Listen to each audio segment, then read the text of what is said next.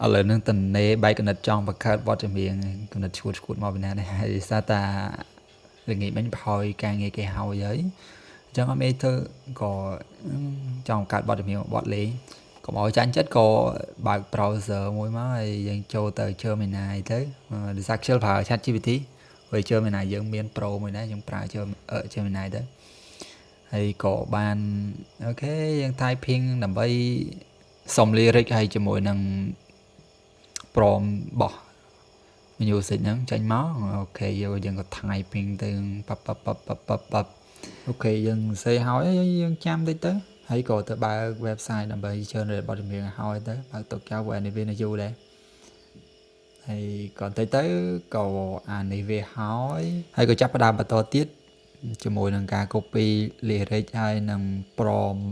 បទចម្រៀងហ្នឹងយកទៅដាក់ទៅលើ Google Doc តិចទៅដើម្បីយើងកែអីដល់ទៅពេលអាន lyric ទៅដូចឈួតកើតទេចូលទៅកែម្ដងទៀតអូខេឥឡូវយើងឲ្យវា generate សាថ្មីមកដើម្បីយកទៅ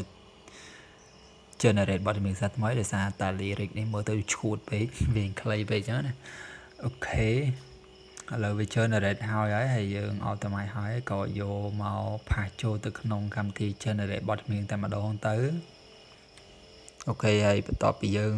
ដាក់ generate ហើយយើងចាំបន្តិចទៅវាកំពុង load នាទីប្រហែលបន្តិចទៀតហើយអានេះគឺជា result ដែលខ្ញុំបង្កើតបទចម្រៀងមួយហ្នឹងអូខេស្ដាប់បន្តិច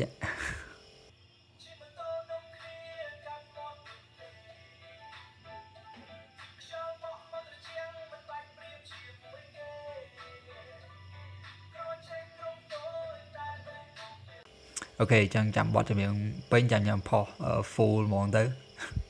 អូខេវីដេអូហ្នឹង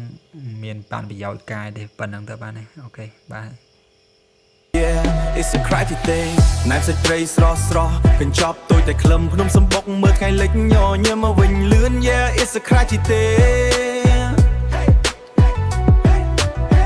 ណែបសាច់ត្រីស្រស់កញ្ចប់ទូចតែក្លឹមភ្នំសំបុកមើលថ្ងៃលិចញញឹមសងខឹម Yeah it's a crazy thing ញញឹមសងខឹម